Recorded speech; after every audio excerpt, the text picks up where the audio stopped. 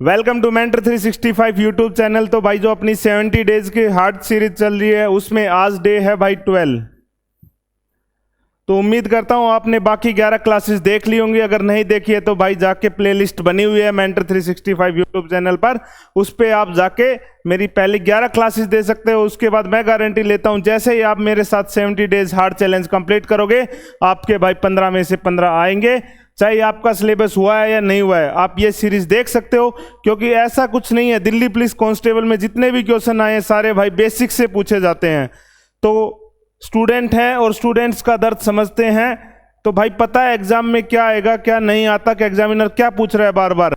और जो आपके पेड कोर्स में 25-25 क्लास होती है, एक चैप्टर की ज्योमेट्री की 50 क्लास हैं, तो भाई उन सबको मत देखो, क्योंकि बहुत ज़्यादा सिलेबस करवा रखा है। वो सीजीएल सीपीओ के लिए होता है, लेकिन आपको दिल्ली पुलिस कांस्टेबल के पेपर में भी करवा देते हैं। अगर आप 15 में से 15 लाने चाहते हो तो मेरे साथ ये 70 डेज हार्ड चैलेंज कंप्लीट कर लो। इसके बाद टॉपिक वाइज भी क्लास स्टार्ट करेंगे। और भाई मैं उमेश यादव 3 बार सीपीओ सब इंस्पेक्टर सेलेक्टेड हूं। तो आज चलो स्टार्ट करते हैं 17 नवंबर की शिफ्ट 3। 17 नवंबर 2023 में जो भाई शिफ्ट 3 आई थी, आज उसके क्वेश्चंस देखते हैं। पहले भी 11 शिफ्ट के क्वेश्चन देख चुके हैं, तो ऐसा कुछ भी नहीं था भाई उनमें। और आज फिर देख लेना कि ऐसा कुछ मुश्किल पूछ ही नहीं रहा। सारे क्वेश्चन जितने भी हैं सब बेसिक से ही हैं। पहला क्वेश्चन देखो, एक दुकानदार है 4000 रुपए की शर्ट पर 10% की छूट दे रहा है। तो भाई इसमें एमआरपी जो होता है या मार्क प्राइस हमारे पास कितना है, 4000 रुपए, और उस पर 10% का डिस्काउंट है। कितना डिस्काउंट है? 10%। तो 10% का मतलब क्या हो गया भाई, 10% इसमें से माइनस करोगे तो 3600 रुपए आ गए। कितने आ गए? 3600 रुपए। और 3600 रुपए उसका क्या है? सेलिंग प्राइस है। And still earns A profit of 20%। अब देखो एक एक लाइन ही पढ़नी है आपको, ये नहीं कंप्लीट क्वेश्चन पढ़ लो। अगर एक एक लाइन, अर्थमेटिक इतना हार्ड नहीं है। अर्थमेटिक में आप बेसिक्स जो भी लिखा हुआ है बस वो पढ़ो और उसको सोल्व करो। एडवांस में कुछ फॉर्मूले की जरूरत होती है, लेकिन अर्थमेटिक में ऐसा भाई कुछ भी नहीं है। अब इसमें सेलिंग प्राइस हमें दिया हुआ है, और सेलिंग प्राइस क्या है? प्रॉफिट है। कितना? 20%। तो इसका मतलब ये किसकी वैल्यू हो गई? 120 की वैल्यू। किसकी वैल्यू हो गई? 120 की, क्योंकि हम मानते हैं सीपी 100 है। अगर 100 पे 20% प्रॉफिट है तो 120 रुपीज क्या होगा? एसपी। अब हमें किसकी वैल्यू निकालनी है? 100 की। हमसे क्या पूछा है? कॉस्ट प्राइस पूछा है। क्या पूछा है? Cost price. तो कॉस्ट प्राइस की वैल्यू कितनी हो जाएगी? अगर 120 की वैल्यू 3600 है तो मेरे भाई कॉस्ट प्राइस कितना है? 100 की वैल्यू कितनी आ जाएगी? 3000 रुपए। कुछ भी नहीं करना था। मार्क प्राइस दिया हुआ है 4000 रुपए, उस पर 10% डिस्काउंट देता है। 10% डिस्काउंट मतलब 400 रुपए, क्योंकि इसका 10% कितना होता है? 400 रुपए। इसमें से 400 रुपए माइनस करोगे तो 3600 रुपए आ जाएगा। 3600 रुपए क्या है? प्रॉफिट है। कितना? 20%। हमने मान लिया कॉस्ट प्राइस 100 है, उस पर 20% प्रॉफिट कितना होगा? 120। 120 की वैल्यू गिवन है 3600 रुपए। हमें किसकी वैल्यू बतानी थी? कॉस्ट प्राइस की। नेक्स्ट क्वेश्चन देखते हैं। देखो मेंसुरेशन। भाई इससे पहले भी 11 क्लासेस में आपको बार बार बताया कि मेंसुरेशन में अगर आप कुछ भी नहीं करो तो सिर्फ 3 चीज कर लेना: सिलेंडर, कोन, स्फेयर। और जब स्फेयर को काट देते हैं तो वो क्या बचता है? हेमिस्फेयर। ये 4 चीजें बार बार बता रहा हूं आपको पहली क्लासेस से। सिर्फ इनके curve surface area, total surface area और वॉल्यूम पूछ लो। दिल्ली पुलिस में इससे बाहर क्वेश्चन नहीं आने वाला है। काफी बच्चों की गाइडेंस करता हूं, उसमें बच्चे आके कहते हैं सर मेंसुरेशन तो मैं अटेम्प्ट ही नहीं कर रहा, इसलिए मेरे 10 से 12 नंबर आ रहे हैं। तो मेरे भाई ऐसा मत करो। मेंसुरेशन में सिर्फ आपको 4 चीजें पढ़नी है, उनकी ये 3: एक curve surface area, total surface area और वॉल्यूम। सिर्फ बस ये पढ़ लो। 11 शिफ्ट करवा चुका हूं, आज 12वीं शिफ्ट है। इसमें भी मेंसुरेशन का आप देख सकते हो क्या पूछा है? वॉल्यूम ऑफ सिलेंडर पूछी है। भाई वॉल्यूम ऑफ सिलेंडर क्या होती है? Pi r square. Volume of cylinder क्या होती है? Pi r square h. Diameter हमें गिवन है, पाई की वैल्यू गिवन है। डायमीटर अगर 8 है, डायमीटर कितना है? अगर 8 है तो रेडियस कितना हो जाएगा मेरे भाई? 4 हो जाएगा। और हाइट इसमें कितनी? 35 गिवन है। हाइट कितनी है? 35 है। इसको कैंसिल आउट करेंगे, ये 110 इंटू में 16, भाई कितना होगा? 1760। 16 की 11 से मल्टीप्लाई करोगे तो 176 आएगा। आंसर हमारा कितना हो जाएगा? 1760 आंसर हो जाएगा भाई। एवरेज क्वेश्चन देखो, थोड़ा सा समझने वाला क्वेश्चन है, अच्छा क्वेश्चन है, नोट कर लेना एक बार, 2-3 बार इसको बाद में फिर से प्रैक्टिस करना, अदरवाइज भूल जाओगे। क्या दिया हुआ है? The average weight of the first 14 students. अब बार बार बता रहा हूं कि अर्थमेटिक में पहली लाइन पढ़ो, उसको लिख लो। पहली लाइन में क्या लिखा हुआ है कि 15 व्यक्तियों में से 14 व्यक्तियों की औसत कितनी है? 80 है। तो उनका वेट कितना हो गया? वेट किसका? 14% का। जो 14% है हमारे पास, उनका वेट कितना हो जाएगा? 14 इंटू 80, क्योंकि हमें एवरेज गिवन है। 1% का एवरेज वेट 80 है, तो 14% का वेट कितना हो जाएगा? 032 और 1120। हमें 14% का वेट पता है। आगे बोल रहे थे weight of the 15th person, जो 15वां पर्सन है उसका वेट कितना है? 12 kg more than the average weight of all 15%। तो जो एवरेज वेट ऑफ ऑल 15% है वो हमें नहीं पता, हम उसको x मान लेते हैं। तो 15% का वेट कितना हो गया मेरे भाई? 15 इंटू एक्स। जो 15% है, 15 व्यक्ति हमारे पास, उनका जो एवरेज वेट हमने x मान लिया, तो उनका टोटल वेट कितना आ गया? 15x। किसके बराबर हो जाएगा? इन 14% के बराबर। इन 14% का कितना है? ये। और साथ में जो 15वां पर्सन है उसका वेट क्या दिया हुआ है? 15th पर्सन का वेट। देखो ये पढ़ो, 15वें व्यक्ति का वजन सभी 15 व्यक्तियों के औसत से 42 अधिक है। तो 15% की जो औसत है वो कितनी है? x से कितना अधिक हो गया? 42। तो ये क्या था हमारे पास? 15% का वेट, और ये भी क्या है? 15% का वेट, क्योंकि 14 का हमें पता है, और 15वें पर्सन का, ये जो 15th पर्सन है उसका वेट कितना है मेरे भाई? x + 42। इस इक्वेशन को सोल्व कर लो। ये कितना आ गया? 14x, और इनका ऐड करेंगे तो कितना आ जाएगा भाई? 1162 आ जाएगा। x को यहां से सोल्व कर लेना, कितना आएगा? 14 से 8 पे कितना हो गया? 112। 42 और 14 थी 42 मेरे भाई, 83 kg वेट आ गया। जो 15% का एवरेज वेट है वो कितना आ गया? 83। हमसे क्या पूछा था? 15th पर्सन का, तो 15वें पर्सन का कितना था? x + 42। इसमें 42 ऐड कर दो, आंसर कितना आ जाएगा मेरे भाई? 125। कितना आंसर आ जाएगा? 125। कुछ भी नहीं करना, स्टेटमेंट पढ़नी है और जो लिखा हुआ है उसको बस यहाँ पे लिख लेना कि 14% का वेट कितना था? 80 एवरेज था, तो 14 का हमने निकाल लिया। 15वें पर्सन का दिया हुआ था कि 14 + x + 42। 15th पर्सन का वेट था, वो जो टोटल 15% की एवरेज वेट है कितना है? x, उससे 42 अधिक है, उसको हमने इसके इक्वल पुट कर दिया और हमारा आंसर आ गया 125। नेक्स्ट क्वेश्चन देखते हैं। Find the area of A right angle triangle. Right angle triangle का एरिया क्या होता है भाई? जल्दी बता दो एक बार। राइट एंगल ट्रायंगल का एरिया क्या होता है? 1/2 इंटू बेस इंटू में हाइट। हमें क्या गिवन है? एल्टीट्यूड गिवन है। एल्टीट्यूड कितना है? 7 सेंटीमीटर लेस देन इस बेस। बेस को x मान लेता हूं, तो ये कितना हो गया? x - 7। और हाइपोटेन्यूज हमें पता है कितना है मेरे भाई? 17। और इसका कर्ण कितना है? 17 सेंटीमीटर है। 17 सेंटीमीटर।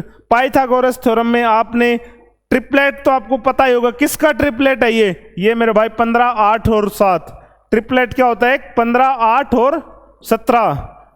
15, 8 और 17। तो अगर ये 15 होगा तो ये 8 हो जाएगा। अगर आपको ट्रिपलेट याद नहीं है तो इसको सोल्व कर लेना। सोल्व कैसे करोगे? हाइपोटेन्यूज का square is equal to base square plus height का स्क्वायर। कितना आ गया? 289।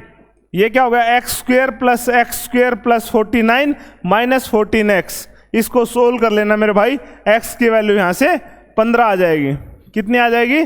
15। और हाइट हमें पता है, हाइट कितनी है? 8। अब इसको सोल्व कर लो। 1/2 इंटू में बेस कितना है? 15। और हाइट कितनी है भाई? 8। इसको कट करोगे 4 और ये कितना आ गया? 60 सेंटीमीटर स्क्वायर।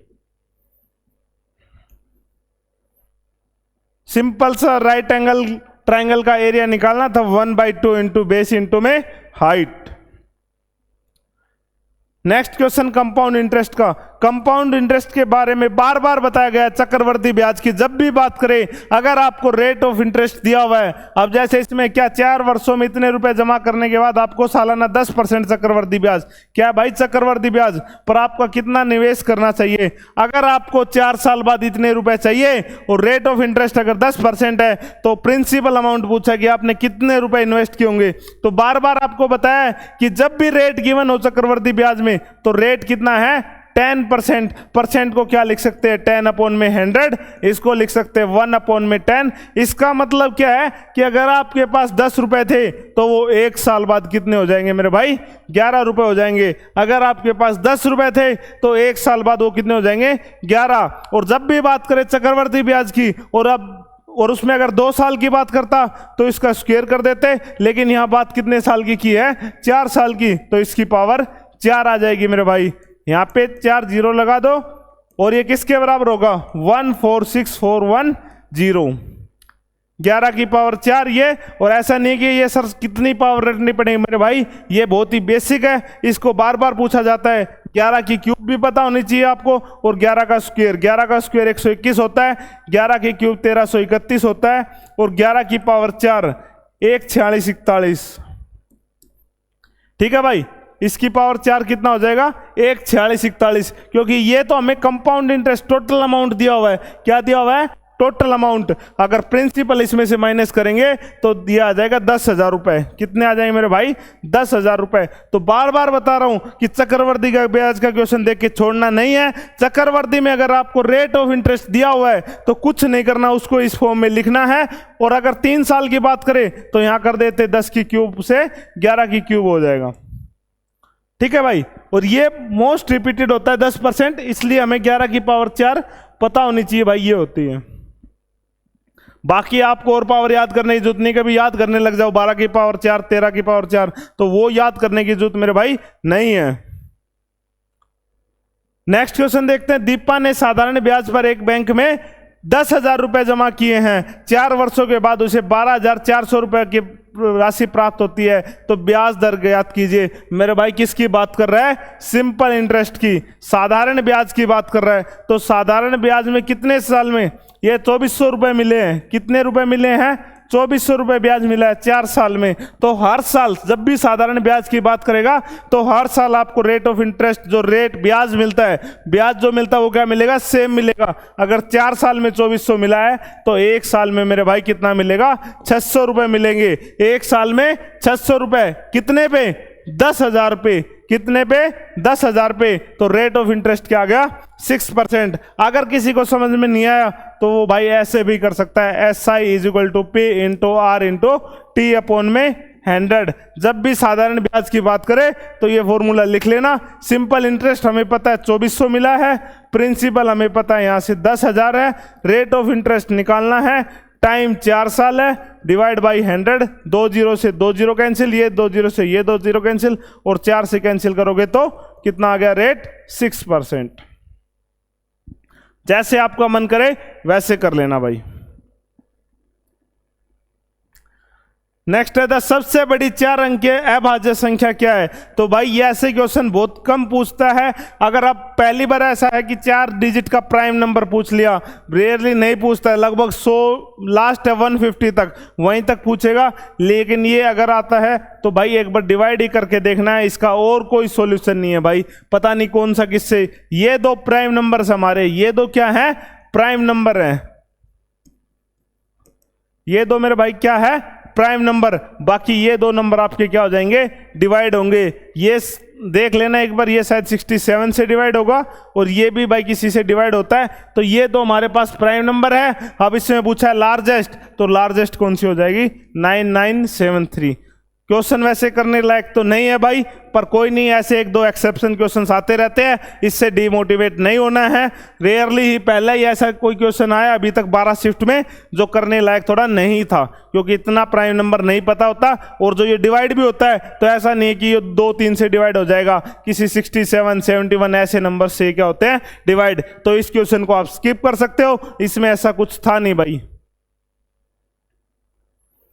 नेक्स्ट क्वेश्चन देखते हैं कि एक आदमी को 9 किलोमीटर प्रति घंटा से एक निश्चित दूरी तय करने में 40 मिनट लगते हैं मेरे भाई। कितनी? 9 किलोमीटर स्पीड गिवन है, क्या है? 9 किलोमीटर पर आवर। इसका मतलब क्या है कि 60 मिनट में ये कितना जाएगा?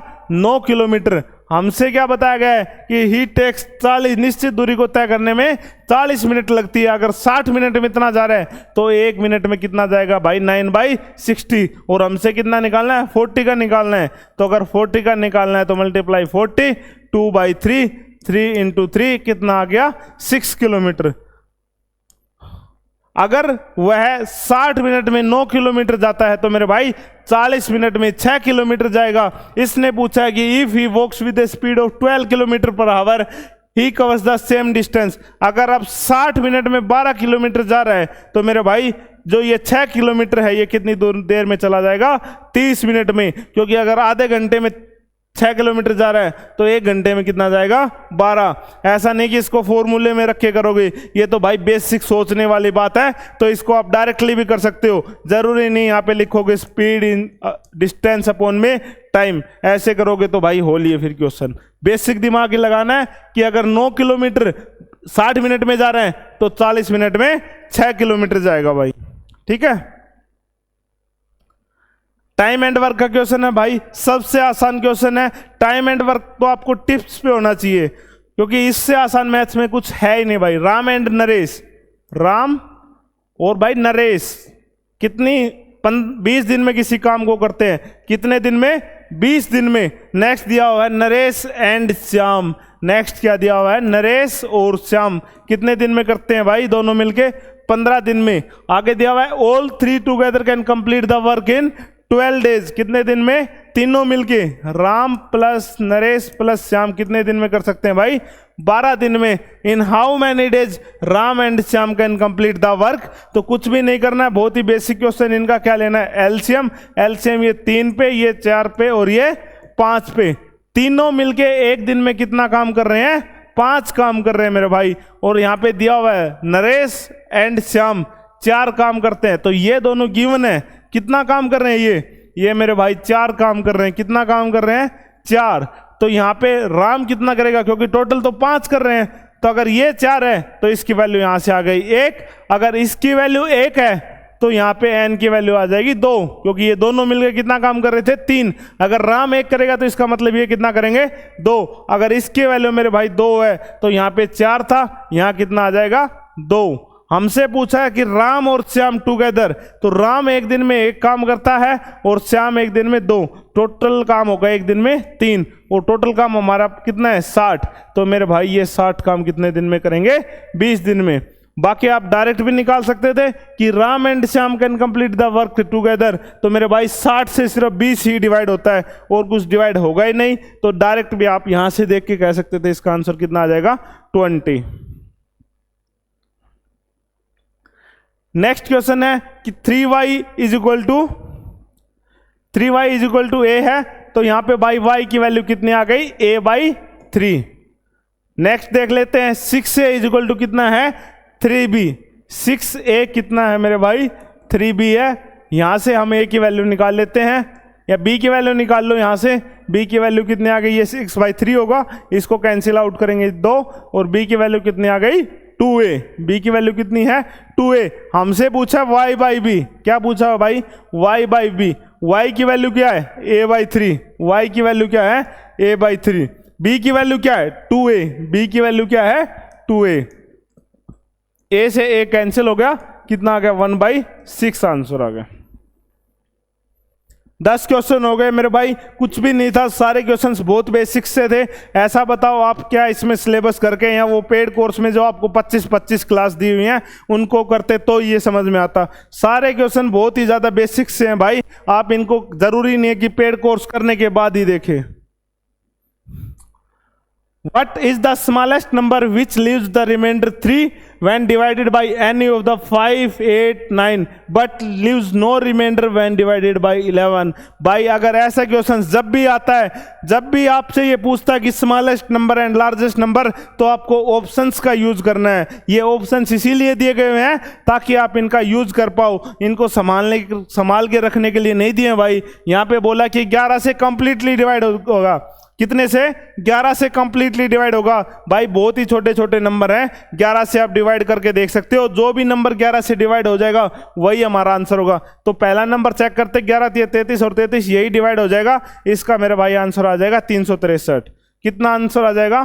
363। अगर आप 11 से डिवाइड नहीं करते हो, मान लो ऐसा कोई और क्वेश्चन आता है, तो एक और तरीका है, इसने क्या बोला कि 3 रिमाइंडर बचेगा। कितना रिमाइंडर बचेगा? 3। जब डिवाइड करोगे 5 से, तो मेरे भाई इनमें किसी को भी 5 से डिवाइड करोगे तो 3 ही रिमाइंडर बचेगा, क्योंकि यूनिट डिजिट क्या है?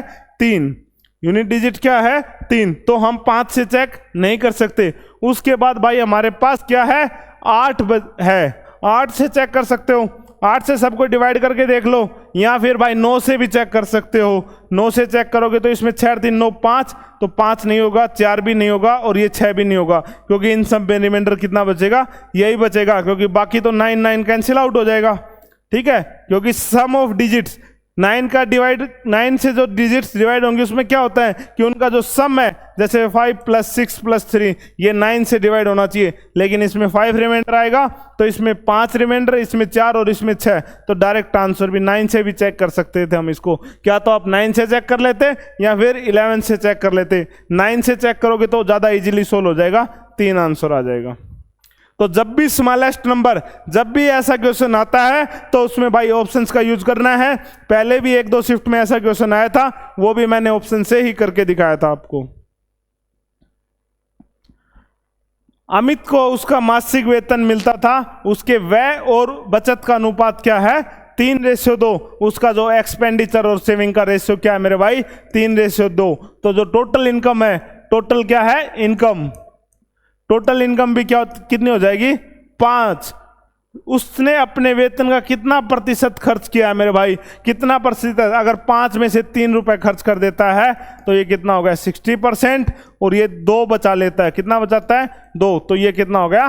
40%। क्योंकि टोटल क्या होगा? 100%। टोटल क्या होगा? 100%। 100% में से 3 खर्च करता है, 2 बचाता है, तो इसको 3:2 में डिवाइड कर लो मेरे भाई, 60:40 आंसर आ जाएगा। कुछ भी नहीं था इस क्वेश्चन में। तो find the number of ways in which 960 can be written the product of 2 को प्राइम नंबर। 2 नंबर जिनकी प्रोडक्ट और वो क्या हो? आपस में को प्राइम नंबर हो। भाई को प्राइम नंबर पहले भी 2 क्लासेस में बता चुका हूं। को प्राइम नंबर वे नंबर होते हैं जिनका 1 से और खुद के अलावा कोई भी मल्टीपल ना हो, कोई भी मल्टीपल ना हो। और जब भी बात प्राइम का करता है तो इसके भाई प्राइम के जो फैक्टर्स बनते हैं वो बना लेने हैं आपको। क्या क्या फैक्टर बनेंगे इसके मेरे भाई? 2⁶ × 3 × 5। अगर फिर भी किसी को दिक्कत हो तो यहाँ पे ऐसे लिखना, 960 किससे? सबसे पहले प्राइम नंबर से डिवाइड करना है। सिर्फ किससे? प्राइम नंबर से। प्राइम नंबर से यहाँ पे कितना आएगा? 480। फिर मेरे भाई 2 से करोगे तो 240, फिर 2 से करोगे तो 120, फिर 2 से करोगे तो कितना आ गया यहाँ पे? 60, फिर 2 से करोगे तो 30, और 30 को भाई फिर 3 से करोगे तो कितना आ गया? 10। सॉरी 2 से फिर करेंगे, 2 से कितना आ जाएगा? 15, और 15 को क्या लिख सकते हैं? 3 × 5। तो ये 2 की पावर कितनी हो गई? 2 4 और 6। 2 की पावर कितनी हो गई? 6। एक 3 की पावर है और एक 5 की पावर भाई। तो 200 960 को कैसे लिख सकते हैं? 2⁶ × 3 × 5। अब हमें पेयर्स बनाने हैं। क्या बनाना है? पेयर्स बनाने हैं, जो क्या हो? को प्राइम हो मेरे भाई। को प्राइम के पेयर्स बनाने के लिए इसको लिख सकते हैं। एक तो पेयर हो गया 1 × 2 की पावर, ये पेयर हो गया 3 × 5, क्योंकि इसका मल्टीपल क्या है? सिर्फ 1। और ये दूसरा पेयर हमारे पास क्या हो जाएगा? 2⁶ × 3 × 5। एक मतलब इसका मल्टीपल मल्टीप्लाई बाय दिस। दूसरा क्या हो जाएगा? 2⁶ × 5 में 3। एक ये और एक ये। ठीक है भाई, यहां से कितने पेयर हो गए हमारे पास? 3 पेयर हो गए मेरे भाई। एक पेयर और बनेगा। एक पेयर में आप क्या लिख सकते हो? जो इसमें भाई एक पेयर क्या हो जाएगा 2 की पावर 6 इंटू 3 इंटू 5 है, इसको हम लिख सकते हैं 2 की पावर 6 इंटू में भाई 3 की पावर 15, एक पेयर ये हो जाएगा। तो टोटल नंबर ऑफ पेयर्स हमारे पास कितने हो गए, पहला पेयर हमारे पास ये हो गया क्योंकि इसमें 1 मल्टीप्लाई दिस है, दूसरा पेयर क्या हो गया दिस मल्टीप्लाई दिस है, और भाई तीसरा पेयर क्या हो गया 2 की पावर 6 इंटू 5 ये है, और यहाँ पे एक पेयर ये है और ये है। आप इनमें से चेक कर लेना, इसका मल्टीपल और इसका मल्टीपल में कुछ भी कॉमन नहीं है, इसके मल्टीपल में और इसके मल्टीपल में कुछ भी कॉमन नहीं है, इसके मल्टीपल में और इसके मल्टीपल में कुछ भी कॉमन नहीं है। वही हमारे क्या होते हैं भाई को प्राइम नंबर, कि दो नंबर्स के मल्टीपल के बीच में कुछ भी नंबर कॉमन नहीं होना चाहिए, और ये सारे प्राइम नंबर होने चाहिए। क्या होने चाहिए, प्राइम नंबर। आप यहाँ 4 मल्टीप्लाई 5 नहीं लिख सकते क्योंकि ये क्या नहीं है, प्राइम नंबर नहीं है, तो ये को प्राइम नंबर नहीं हो सकते। ये क्या नहीं हो सकते, को प्राइम नंबर। को प्राइम नंबर वही होंगे जो प्राइम नंबर हो और एक के अलावा इनका कोई मल्टीपल ना हो भाई। नेक्स्ट क्वेश्चन देखते हैं भाई।